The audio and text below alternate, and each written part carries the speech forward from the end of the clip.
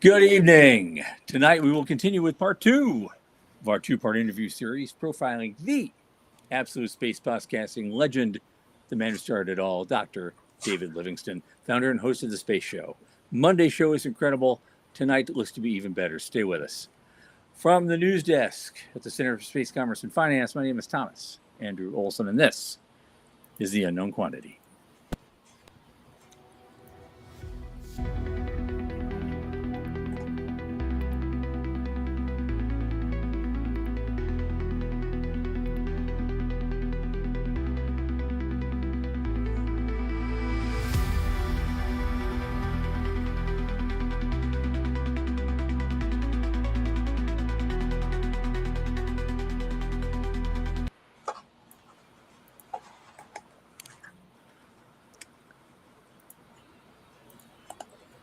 Yeah, as you know, this podcast is brought to you by the Center for Space Commerce and Finance.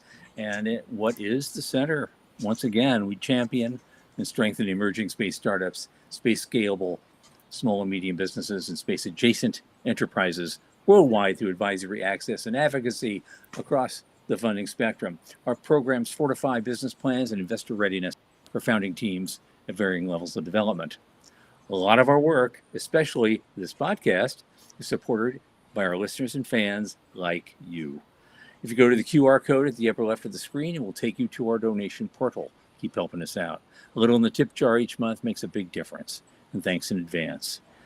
Now, we're still waiting on Michael Lane. He's supposed to be with us this evening to assist in this, and I guess we will get him in when he does arrive. He must be running a little bit late, but at this point, in that case, I'm going to go straight to it.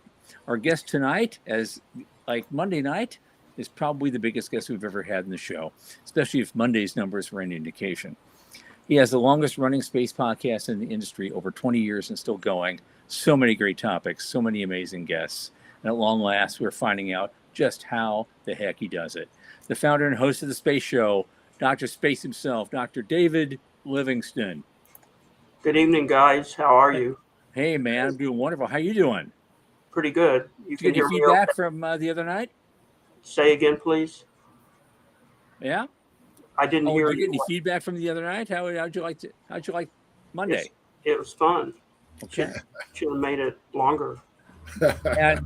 and Michael is here. Michael, hello. How are you doing, man? I had a rough week. I did. I'm doing fine. Thank you for asking. There's talk about cornea surgery, so that has been it's been a rough week that I wasn't expecting. But Michael, you should talk to me offline. I am a veteran of all that crap, in cornea and in the cornea departments at UCLA and UCSF. So talk to me offline because I maybe give you some quality guidance. I've got a cataract I've been putting off, and it only bothers me when I drive at night. So it gets a little weird. Will get you, but now they do them via laser, and it's much simpler, much cleaner, and the laser cuts better than the doctor. So it's an easier thing, but it's a simple piece of surgery. Yeah. Well, that's good to hear. We'll talk offline. I'm sorry that I was late today. I was sorry I missed last week or early in the week. Monday. It's just been but glad to be here. I'm just glad you're here. Thanks. I'm glad you could be here for this. I loved the show the other day. You know, it was funny. I was listening on my car on the way home, and it's fun to be a spectator in the audience instead of on screen. So it was really fun to listen to the pair of y'all. I learned a ton about your original history and your origin stories. So that was great. That was really fun to be not on screen and just listening in the car. It was fun. Well, you guys were both frequent guests early in the days, and Tom still does our end of the year show, which I need to send you the date because I'm assuming you're going to do it again this year. Right. It's usually the latest date I can get to. So if that's a help. Yeah, I don't know what that is. I haven't looked at it, but I'll send you the usual options. Okay. And Michael, anytime you've got something you want to offer, we can do that. You guys remember Coyote Smith?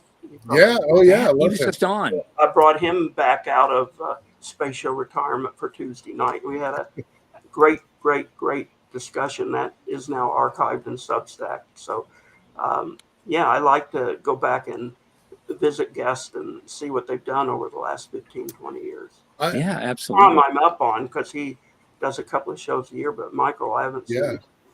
No, and we don't need to do interviewing me because we want to be interviewing you. But the short version is, I did a lot of media stuff over the last 5 years because of COVID.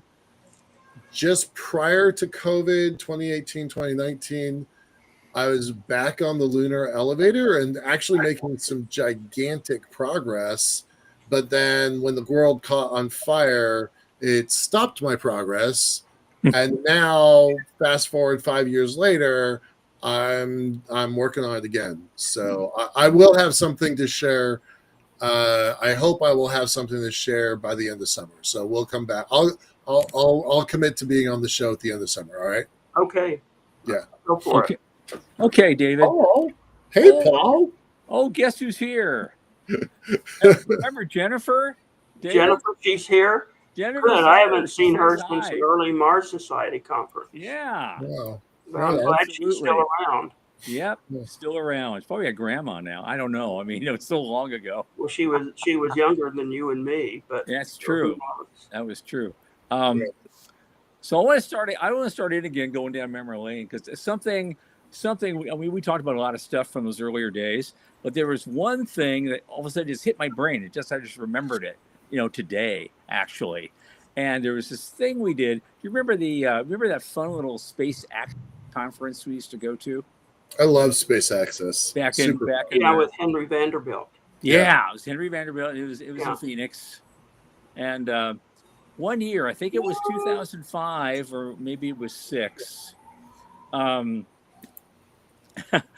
was 2005 or 6. We did a special event. It was I was filming it, but I was involved in it. Oh yeah, you filmed the guy in the green shirt that we never found out who that was. No, we didn't. But you sat at a table with Dr. John Jurist and Dr. Sam Dinkin. Yeah. He's a great guy. I haven't seen him in years. And you guys did basically the 3 doctors panel. It's like something out of Doctor Who, right? But you were really like just tearing apart the whole idea of cheap access to space and a whole bunch of stuff. And you had a great slideshow that I helped you with, and you used that one. And you were just going after the whole thing right and left. You're really throwing, cold water and everything, and basically kept yammering about the rocket equation really just beats everything. And you were absolutely right. At the time, all 3 of you. It was wonderful. But what I loved, and I recorded this, I got to get that recording back out and revive it and put it on the site somewhere, because this is a piece of history that people should actually see. Yeah, one of the people who was especially felt a little bit butthurt by the whole thing was the late great Jerry Pornell. Right. He was objecting to it and also talking about his son's role in why he was objecting to it. But the interesting thing is that this was way before Musk entered the picture and Falcon 1 entered the picture and all that stuff.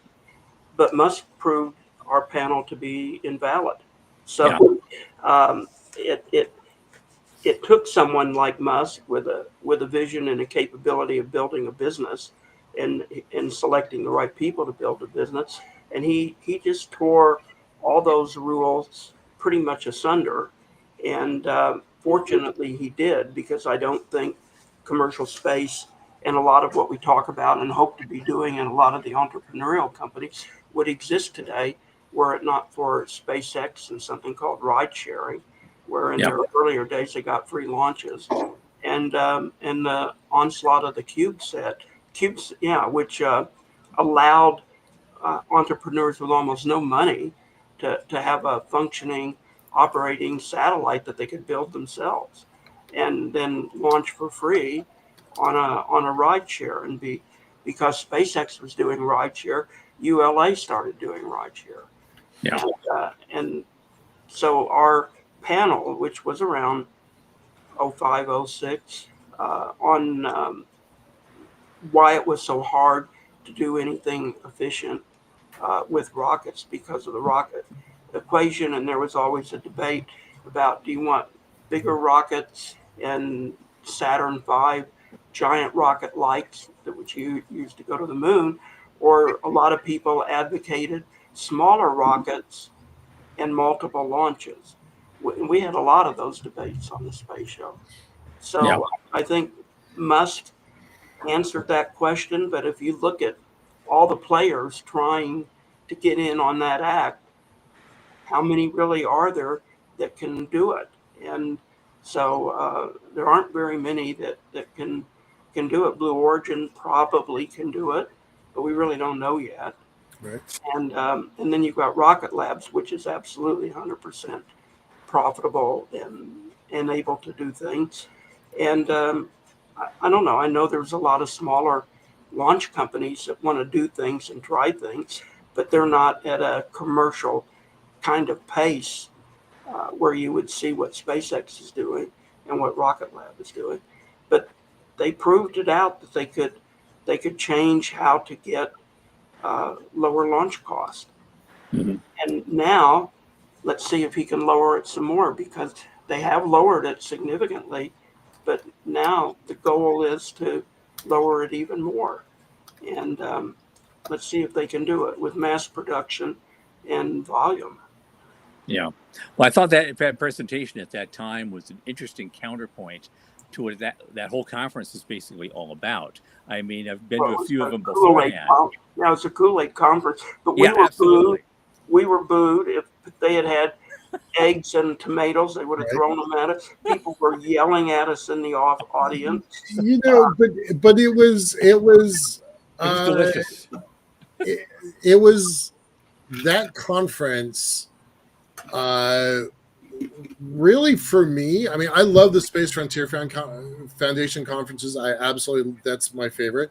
But the Space Access guys, they really showed me that a small, scrappy company could do something amazing. You had Jeff Breeson show up there with a rocket engine, drop it on the desk, light it off in the hotel room, in the conference center in the hotel room, and then a minute later, relight that thing. That was that conference. So that proved to me that reusability was real. You had the FAA's first official commercial launch license was announced at that conference. So yeah, it was a Kool-Aid conference, but it was a Kool-Aid conference that got substance. Like the people that went to there did real things. Heavy engineering orientation, much more so than, say, Space Frontier or Mars Society. Right. And I got a lot of guests from the whole time I went there. I'd probably have 20 guests for the space show by the engineers and the people talking about really advanced things like laser propulsion and light propulsion. Mm-hmm. Way ahead of their time. Way ahead. They didn't make anything happen, but they, in a sense, paved the way for others to push that window out even further. So I'm sorry it ended. Their last one now was, I guess, before COVID in Fremont, California. And I did attend it. And it was much bigger. It was a huge crowd that went there. And lots of great speakers. And then it didn't make it to the next year, which is unfortunate. There was a lot of casualties to COVID in many different definitions of that word. But given how the industry has gone since then, maybe it was it was time. It ran its course. Yeah. And it had its function and it moved on. I was going to mention that last comment about the three doctors presentation, you're kind of the equivalent, you guys are the equivalent of Thomas Malthus. He wrote a book in 1798 outlining limits to human growth and saying, and he dictated out and put in a lot of fancy mathematics that there's no way we can grow toward a certain point before we consume more than we produce. And then we have to fall back. And then 3 years later in 1801, the world had 1% growth. And then the next year it was 1% growth again. He didn't take into account the efficiencies that would be brought in by mass manufacturing. And that changed everything for everybody. And that's what made the 19th century what it was.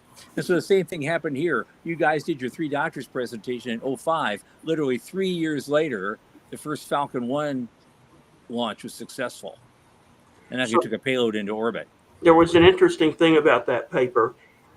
We heard, I guess mostly me, because I had the platform. Jurist and Dinkin didn't have the platform. But I must have heard from countless traditional aerospace people, which was the name of the game back then, the Boeings, the Rockwells, whatever the companies were. And they would tell me, and sometimes Jurist would tell me if he went to a conference, that they had that paper sitting on their desk, that it was like a Bible to them. The startups and the entrepreneurials, if they even knew about the paper, it was just shrugged off, because their attitude and their vision and what they wanted to do was not about to be constrained by what the traditional industry did or by the rules that others played with and they thought they could do something different with.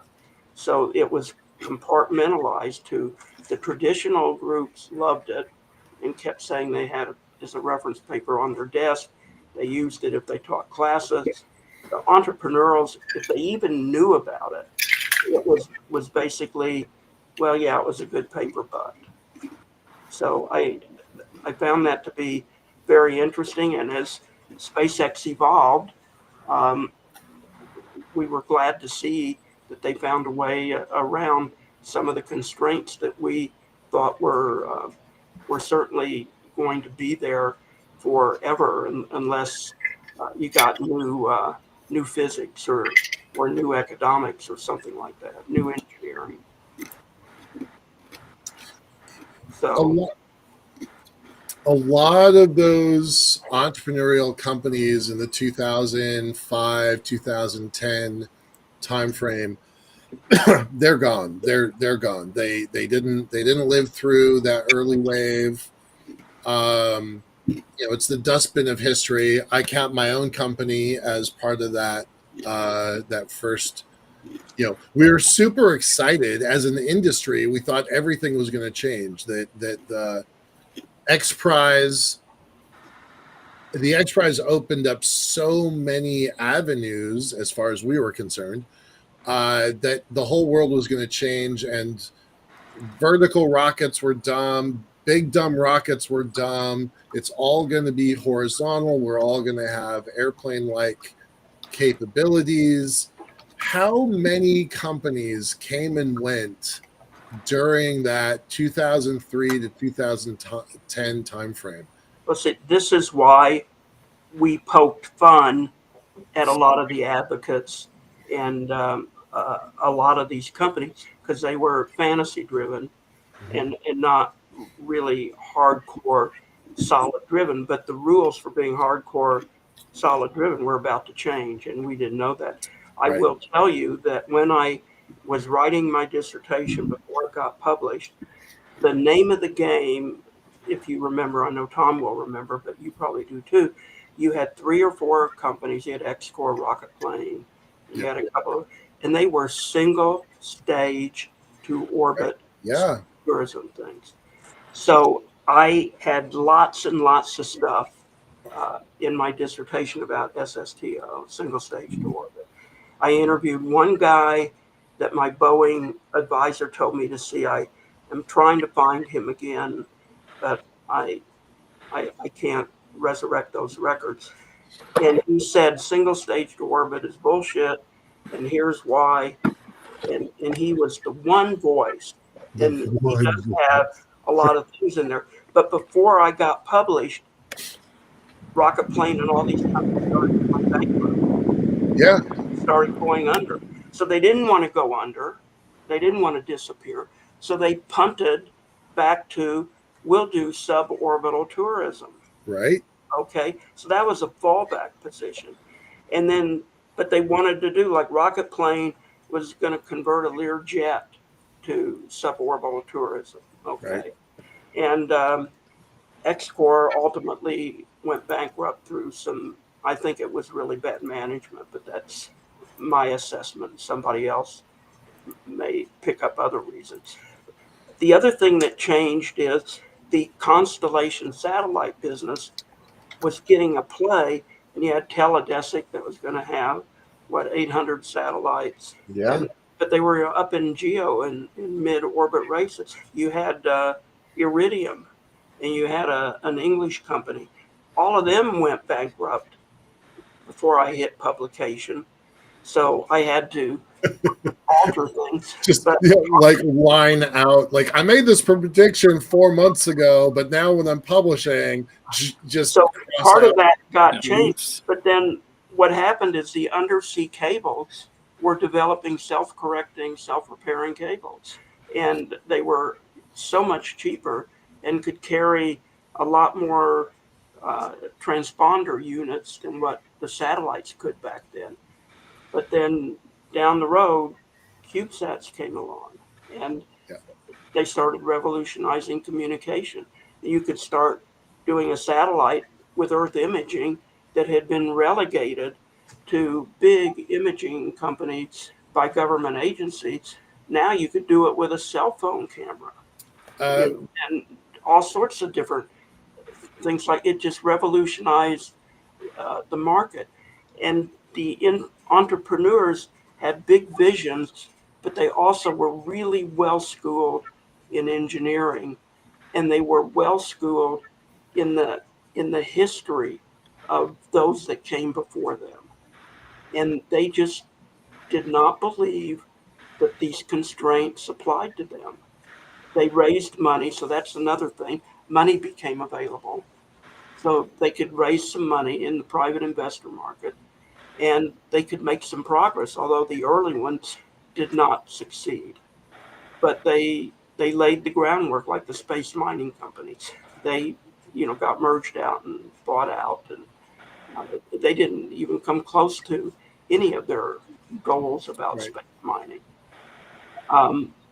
So now we have a totally different community of entrepreneurs. They can raise money. Money is not as big a challenge as it used to be. They can get relatively low cost launches compared to what it was 10 years ago. SpaceX is the largest launcher in the world, so they can get on a ride. If they've got a smaller payload, they can get on a rocket lab thing. There might be some other smaller launch opportunities for them. But Earth imaging with the private sector has played a huge role in the Ukraine war. And Starlink is unbelievable. And the other systems maybe not so great yet, but China wants their own Starlink, Europe wants their own Starlink, Yep. Israel has their own system for the regional area. So it's a whole totally different entrepreneurial, new space commercial world that we're seeing right now. And as long as the funding is there, and people can get a decent education and they can take risk and they can build on their visions, I think the explosion is going to continue for quite a while longer. Nice. Yeah, So glad to hear that. It's so, wait just a second, Tom. It's so great to hear Dr. Livingston say that, because for so long, you were a cheerleader, but you didn't have the same rose-colored glasses. You were supportive, but a grounded reality check. And so when you come out and say, no, I think things are changing, it's actually really given your 20-year track record, it's pretty good. But I'll tell you, if the economy gets screwed up, and Tom knows because we talk from time to time. So I think our economies are pretty badly managed, even though you have intervals of really good prosperity and stuff. But if the flow of money to risk investments were to stop, or interest rates were to really go sky high or something like that, or if we had an administration that was hell bent on regulation, or that actually listened to the growing community of naysayers that don't just want to stop, say, going to the moon. They want to stop almost everything. Yeah. And many of them say the moon should only be for science. So you won't believe how many people I have met that honestly think that if we continue to commercially develop the moon, which we haven't really started to do yet, by adding mass to the moon, we are going to destroy the moon, maybe alter its orbit, and maybe really muck up Earth. I get people asking if it's going to mess with the tides. I'm Yeah. like, do you have any idea how big this is? Yeah, that we're gonna distort that, or that rocket launches are gonna pollute the atmosphere. So first of all, they're talking about solid rocket launches, Right, yeah, which are mostly military launches. Yeah.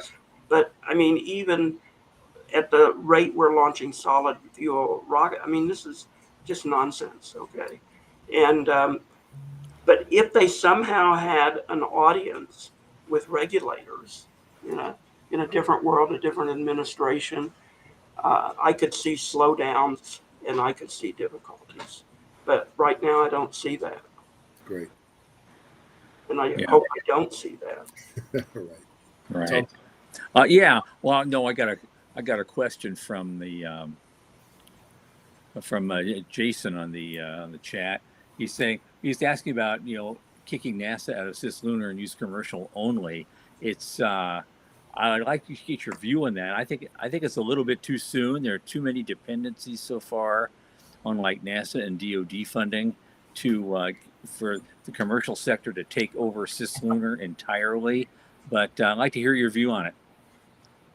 I'm looking for Jason's note, so I'm to read it. I don't see it. It's Jason Sprecher. He says kicking NASA out of CisLunar, commercial enterprise only. I'm just kind of okay. So into that. All right. He has an earlier note about relativity space. So yeah, Jason, if you go to my archives, I've had people from Relativity Space on several times on the show. It's a great company, and I believe it will continue to be a terrific company. And they have management that I think, has really got their finger on how to be a successful commercial space company. Okay. Bringing in Eric Schmidt, it's a total game changer, right? They've got senior management that's got a completely different level of knowledge and limitless cash. So yeah, I was going to say, and they got access to capital. Okay, so CisLunar is between Earth and the Moon, broadly speaking. So kicking NASA out of Cis, I mean, this is, first of all, there's nothing in CisLunar right now. I mean, there's no development, there's no economy, there's no commercial, there's no nothing. So, well, you've got the space station, which is going to retire. You've got 4 private sector contenders, and the verdict is out as to who will be successful, who will not be, or will all be successful, or will all, fail. So my feeling is that the cost of developing resources in space is beyond what the private sector of today can handle on its own. And so the private sector that is capable is going to do public-private partnerships with NASA and maybe other government agencies that evolve. And that's what it's going to take to put infrastructure in, refueling stations, waste stops, all sorts of different things that could actually someday, probably not in my lifetime, because I'm going to be 79 in a couple of days, that could make CisLunar space an actual economic zone that you could function in. So right now you go through CisLunar space to go to the moon, but there's nothing there for you to do. There might become refueling stations. We talk about space tugs. We talk about changing orbits and doing things like that.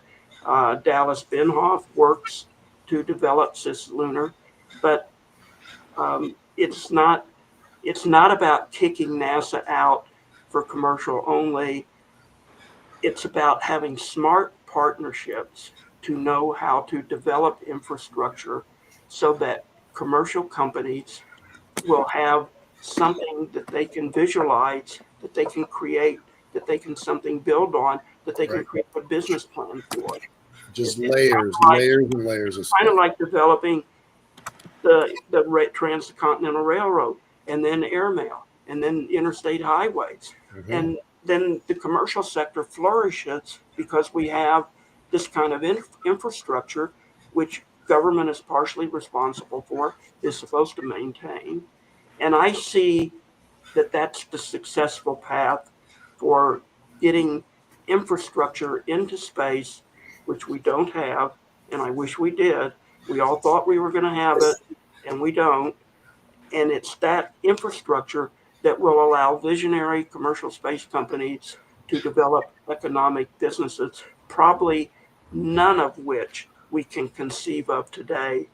But probably when that infrastructure is starting to show up, there will be businesses that we never even dreamed of that are starting to be started and developed in space, and that play a role back here on Earth for us and play a role in expanding outward for that part of society that goes outward. Yeah, and that kind of reminds me because we've been waiting all this time for this kind of infrastructure to finally get built, and it reminds me of something you and I did. It was in October of 2004 when I think Brian Binney was ready to set Oh yeah. go above the Kármán line Yeah. and actually win the X Prize on that day. And you and I did a show together. We were on opposite coasts, and we were running it on internet radio. It was just our voices. It was almost like the old days at the Cape, and you were Walter Cronkite and I was Dan Rather. We were just like going through this. It was hysterical amount of fun. There was a lot of energy in the air, and when this happened, and we talked to some of the people who were there. We got them on their phones or something and talked to folks and interviewed them on site, even live, to see how they what they thought of this. And we all came away with that victory, thinking that there's nothing that can stop us now. That knee wall is going to happen. There's going to be stuff. They're going to be, because they already started Virgin Galactic. He put his money in, and there's going to be any minute now within the next. It was only 2 years away, Right. right? That's what we said. They were going to be flying those commercial suborbital flights. And there's a lot of stuff that They we missed thought the sure was mark. going to happen a lot sooner that we're still waiting for. Yeah, well, I think suborbital missed the market, and I think SpaceX has taken that market away. They've Yep. got orbital flights. They got a loop around the moon flight, and I don't think there's going to be much of a market for suborbital. Will the research market for suborbital materialize in any big way? Maybe, but suborbital is more expensive than sounding rockets. So I don't know about that. You'd have to have a special research project that needed a human-driven suborbital flight instead of a sounding rocket. Mm-hmm. So how many? What's the market for that? And Yeah. I don't know that, but I don't think it's enough to make suborbital absolutely viable. And I don't know that a lot of people really want to take a suborbital flight. Bezos is not running a commercial operation. Mm-hmm. He decides who goes on. I just saw the list for his next flight, and he handpicks the people, and it's not scheduled. Like, you can't go buy a ticket on it like you could on a bus or something, like, or an airplane. SpaceX isn't really interested in suborbital.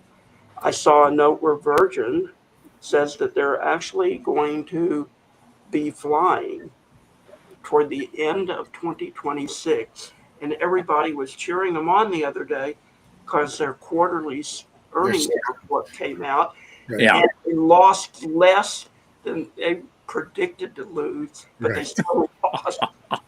So they say they will resume passenger flight toward the end of 2026. So, they actually go to the Von Karman line if they can fly. Yeah. So I don't know. They have a big backlog of people that have probably paid and are still alive and Well, waiting for their ticket. well, that's a sad note, though. I mean, we got a lot of people who are doing some really amazing things that are very successful. But then you have a Virgin that says, "Oh yeah, we're going to fly in 2006. No, we're going to fly in 2008." It's 20 years later, they're still saying, "Yeah, we're going to fly any minute now." Well, I mean, there are probably some people around that still are very bullish on suborbital. Most everybody I talk to thinks they missed the market with all Yep. their delays and the capabilities. And you see the private space stations are really sort of a derivative of a space hotel. So you could easily have a tourist and then you have an orbital experience. There's the one company above that wants to build space hotels. I think they're ahead of their time, but we will see. By the way, in answer to Jason again, where he says, so infrastructure is primary.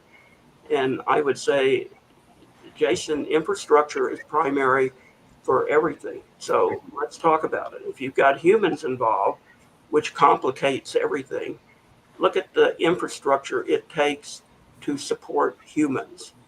Let's say you live on a rural farm in Oklahoma, like one of my callers, Marshall, who Tom, you may remember. Yeah, yeah. What is his infrastructure that he needs to support him and his family on a farm in Oklahoma? So you could go down, he needs sewage, he needs water, he needs power, he needs a mechanism to get farm products to market, he needs fuel, he needs food, he needs medical. And he can't do his business without the existence of infrastructure. And we can scale it up from a family farm in rural America to a business that you want to start in Summerlin, Nevada. And what's being provided for you? Probably the building, the roads, police and security, fire, power, utilities, sewage, water, food, medicine, doctor. All of that is there, and all of that has largely come from government investment since the mid to late 1800s, starting, I guess, with the Transcontinental Railroad, even though many of those went bankrupt. So Most of them did. yeah, so you need infrastructure, and putting in infrastructure is not a return on investment product. Sorry, building a highway is not an ROI.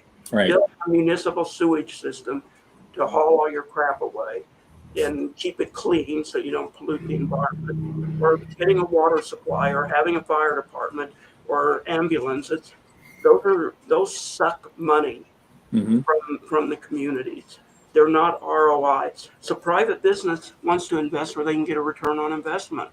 So they look to the public sector to supply infrastructure so that they can live, build their businesses, take care of their families, go to schools, all of that kind of stuff. But space is so challenging because there's no air and no water. Okay, so and then there's nothing else. But on Earth, at least your air and your water is available, right? Maybe, depending on whether you have a drought or something like that. But nothing is available in space. And you can't open the door of your capsule and go take a nice walk in the fresh air. Nothing is there. So now, in order for you to have a commercial business, you still need the infrastructure to support your commercial business. But it's a massive payment job. So you can't lay it off on the taxpayer completely, in my opinion, because half the taxpayers think we're wasting money already in space. Okay, so tell them you're going to go build infrastructure in CisLunar space that they don't know what the hell you're talking about anyway, so that companies can create new businesses and new employment and new products in space. That's why I think the key is very aggressive, very creative, and very well-run public-private partnerships to figure out how to do this. That's the key. Say that again. A well-run, I'm just going to say it for emphasis, a well-run public-private partnership. That's the way to build space. And it's true, and I have yet to see one. That's Absolutely, it that's doesn't. the cynic in me coming out. I've been hearing about people yammering about public-private partnerships, especially for space, for over 20 years now, same as all of you. And No, I'm no, still, wait a second. I'm going to I counter am that. still looking to see evidence that that kind of structure will work. Every public-private partnership I've ever seen in history, either sooner or later, either one side or the other side ended up dominating, and it wasn't really a partnership anymore. You don't think that SpaceX and Blue taking NASA money to build out lunar landers is a public-private partnership? Because that's what it looks like to me. Not really.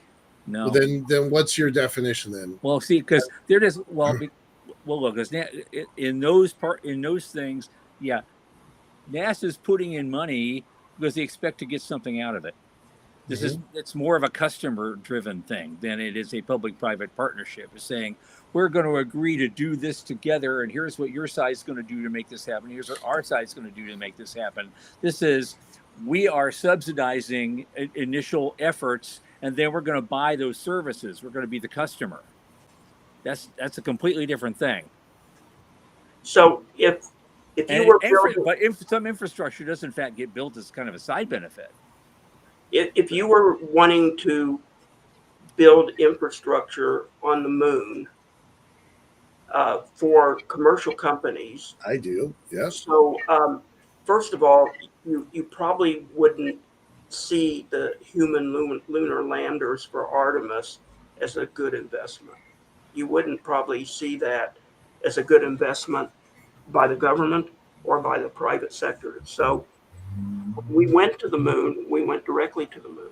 We didn't have all this, where we need a human lunar lander. We carried the lander with them, and Apollo was done in a different way.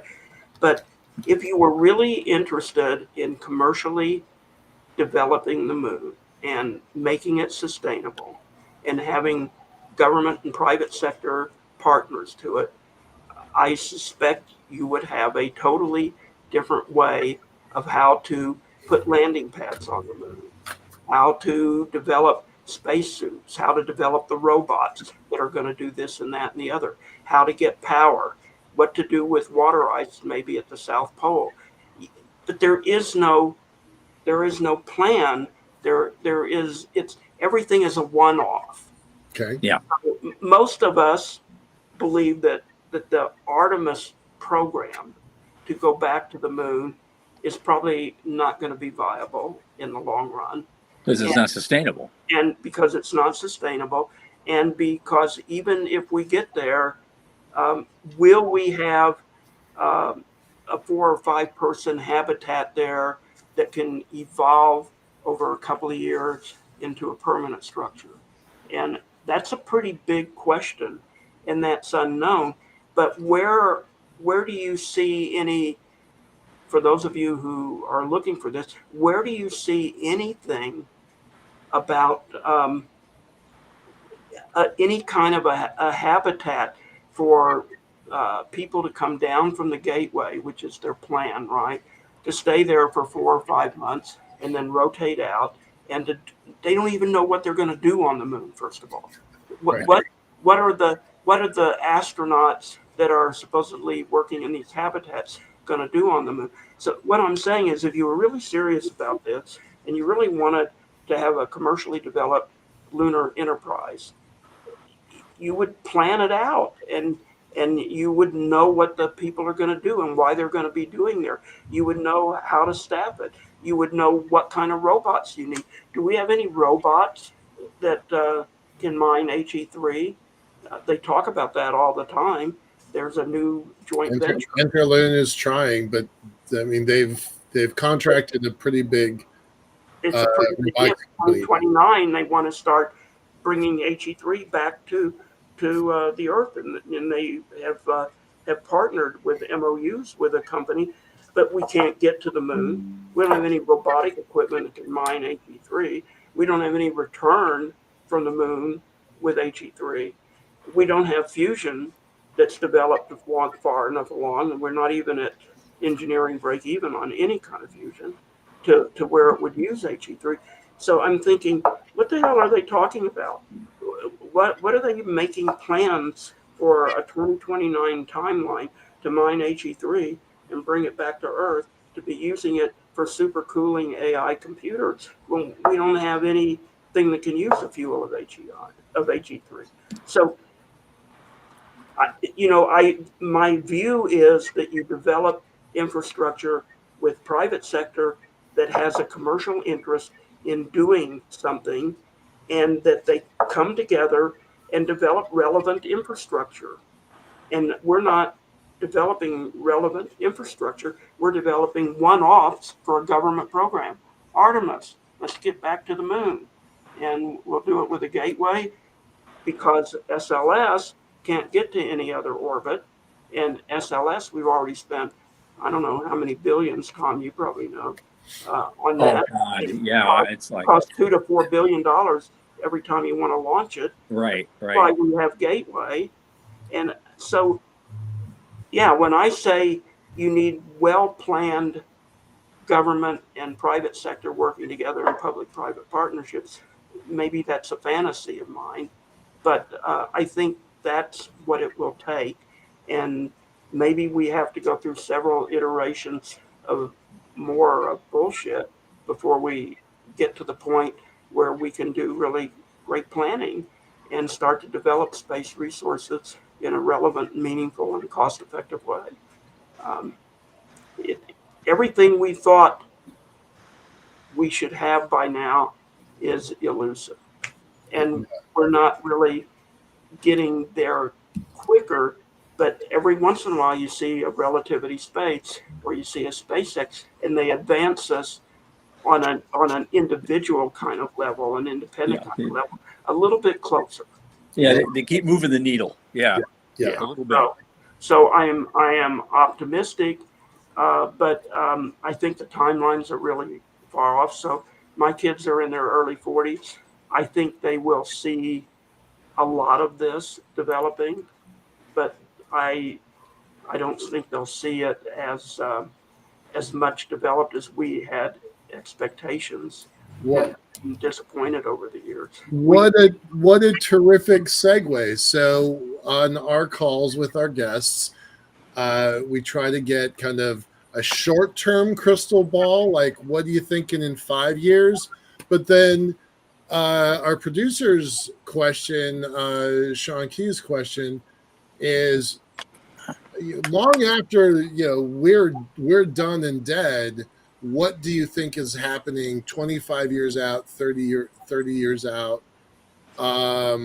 What's your 5-year crystal ball first? Like, what do you think is going to happen soon first? What are you thinking about that? I think we will get back to the moon, and I'm hoping that will evolve into relevant economic lunar development. And if we get something going on the moon, we will probably have some very basic infrastructure in CisLunar space, like refueling. Like what? Fueling in 5 years? Or maybe tugs that have the energy to cross orbits for this or that purpose. And maybe you'll see the beginnings of a space rescue system with the Space Force. Oh, cool. All right.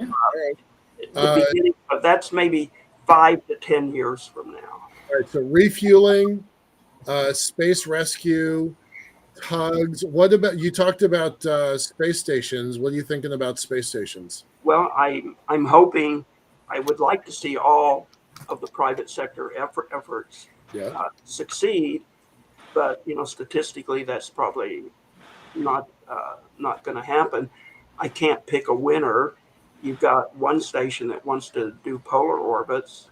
VAST is really interesting because their longer range plans are to have spin gravity to sort of deal with the microgravity and the gravity prescription problem. And I, we need to have those space stations successful because the U.S. government is not building another space station. And I do not see us doing that because basically we're broke. We're not gonna go into more debt, and we probably couldn't get the taxpayers to approve it, even if we wanted to do it. So I think we'll have, by the end of the decade, one or two of the private space stations operating, and they will require resources and infrastructure, space situational awareness, radars, docking systems. So you'll start to see infrastructure develop around those private space stations. Nice. And I think that's a really good plus. I hope, and this is really close to my long-term vision, that we start to see the beginnings of space settlement. And that's a really big if in, say, a 5 or 10 year, probably even a 20-year thing, because I don't think that we are capable of living on another planet right now and sustaining ourselves. And I don't think we're capable of building a large structure like an O'Neill habitat in free space and living on that. I still think we have some space medicine issues to deal with, especially radiation and the microgravity issue. But I think space settlement is probably a real thing and will come out later in this century. But maybe 20 years, 25 years, we'll see a good start with it.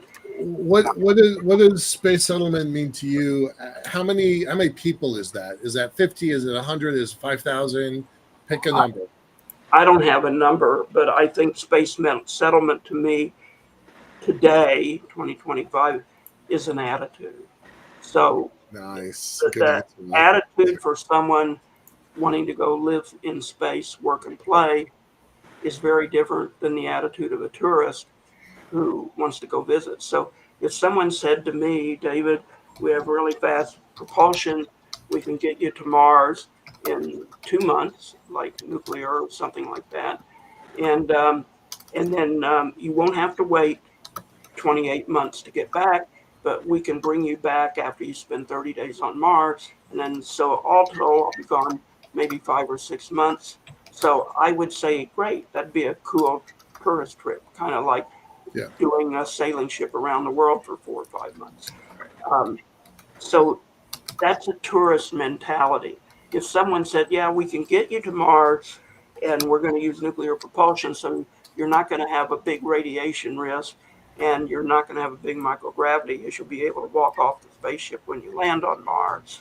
Not sure what you'll do when you get there, but we're building out ways to live there, and I'm sure there'll be work there. It'll be like arriving someplace in a covered wagon in the 1830s or 40s, and everybody will pitch in and build a community from scratch because you're going to stay there. That's more or less a settlement attitude. You want to live there. You want to build community there. You want to work, play, maybe even try to have children and a family there, although that's further down the road. So today in 2025, settlement to me is a vision, it's a mentality, it's a perspective which separates you from being a tourist. But I'm of the opinion that we don't have the capabilities to do settlement today. And if Musk really is serious about getting people to Mars in a big way by 2030, stuff like that, he may be able to physically do it, but unless some of these life support issues are tackled and there are solutions for it and there's something for them to do and they can continue to supply that Mars colony, I think early Mars settlement 5-10 years out is probably pretty risky. And I'm not sure he would get a launch license. Right. That's a political aspect that I can't even begin to contemplate what that will be like in 10 years. So settlement is possible for the next 25 years, both on the moon and Mars and stations. I hope so. Okay. That's a big part of what the space show talks about and pushes for. Yeah. and yeah, I want to see us living off Earth. I'd love to see work and habitats and value coming from the moon, from CisLunar space. I'd love to be able to go to a hotel for 2 weeks in free space, or if we had propulsion to go to Mars and come back. I wouldn't do it with chemical rockets because I'm not I'm claustrophobic and I don't care that much about the space ride. But I'd go to the moon. The moon is what, 3 days out. I could Right. probably tough it out in a ship for going to the moon. I want to see all of that, and I want people coming after me to have those opportunities if they want them, not just here in America, but from all over the world. And I think that in a way that makes our world a little smaller. And I think we need a lot of unity and a lot of togetherness and a lot of kumbaya, but serious kumbaya, not fantasy kumbaya. Right. And I think space is a path to give it to us and to help us achieve it. I thought that 25 years ago and 30 years ago when I told Golden Gate University I was going to do this dissertation. And I think that today, that our path through a better world runs through space on so many different levels that we can't even begin to appreciate it. And unfortunately, I think a lot of our policymakers do not appreciate it. That's such a great quote. Our path to a better world runs through space. Love it. Yeah. Absolutely right. Same story. Yeah. Yeah. And already people have been helped medically by stuff that happens in space and engineering in space. I mean, besides my own personal story, I have lots of people that talk about osteoporosis, women, and how the bisphosphonates and some of the drugs were on NASA trials in space. Personal medicine, Yep. which many people are doing right now. It's affordable. It's kind of a derivative of concierge doctors.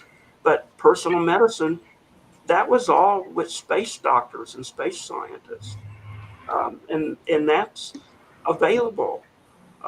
There are other drugs and other tests and other things. Cedars-Sinai in LA just sent me a note today that they are starting a space medicine research center. So they are sending stem cells up on the space station for several years to rebuild human heart tissue. And I've had Arun on the show a couple of times. I just reached out to him right before we started this program, and I said, Arun, let's set up a program with your space medicine research center that Cedars-Sinai is starting. I mean, that is phenomenal. Yeah. And that's available to everybody, not just people who go to Cedars-Sinai. Right. So people, get your heads out of your ass and really understand that the best value for what we can do for our lives on Earth is to go through space, turn creativity loose, turn commercial investment loose, and enjoy the benefits from it, and watch organizations like Cedars and others come up with absolute technology that changes our lives for the better. Yeah. It's better than any other investment I think our tax dollars will ever make. Absolutely. But I'm what would you say, an advocate, a fanboy, Yeah. whatever. That's it. The king of them from way back. And that's why I still do the space show. I want to make that difference with space. Yeah. Well, you made a difference in our lives, so thank you. Absolutely. We're certainly glad that you did. And, bravo to you, as Paul says. It's absolutely, I'm glad you're still doing it, and you're going to keep doing it probably till you stop. But probably. Let me say hello to Paul. I haven't heard from him in a while. How you doing, Paul? So yeah. Nice to see you there. So here, I'll say something about your list of people here. So whenever I hear everyone talk about diversity today, I cringe, probably the same way you guys cringe too. But okay, guys, you got no women, listed here. I mean, there's a lot of women engineers. There's a lot of women in space. We've got a bunch of guys. So this message has to be delivered by those of us in space.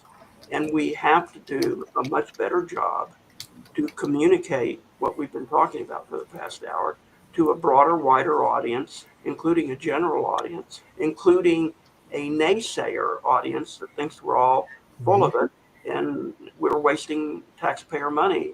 Not to say that they aren't the champions of taxpayer waste, but I mean, I think communicating is really, really crucial, and people in the space industry, we need to do a much better way of communicating what the three of us have been talking about today. Absolutely. And on that, we're going to have to finish this landmark 2-episode series with the man, the legend, the godfather of space podcasting, Dr. David Livingston. It's been an absolute thrill and a joy to have you. And, well, it wouldn't be that without guys like you that came on the show and I became friends with, because we're only as good as the listeners and the guests. Yeah, so that's true. That's true. It's not just me. It's right. My early guests, my guests today. You guys were big parts of it, and I hope you continue to be. But it's a collective effort, and we got to learn to communicate our understanding of space a lot better than what we do. Absolutely. Now, thank you, David. Thank you, Mike. We'll be seeing you later this year. Absolutely. Now, Monday, seeing as how it will be a holiday, a lot of you are taking some very needed time off, but there were a whole lot of news items this week that we missed because this interview series. So if anybody shows up or not, we're going to record this. You can always watch it later. This coming Monday, Memorial Day evening, 8 p.m. Eastern, Michael and I are going to take that time to catch you all up. All the space tech, space policy, space business events we think are the most important to our future of development, settlement, and crafting the next wave of human civilization. So from the news desk at the Center of Space Commerce and Finance, my name is Thomas Andrew Olson. Keep watching the skies. Bye, guys.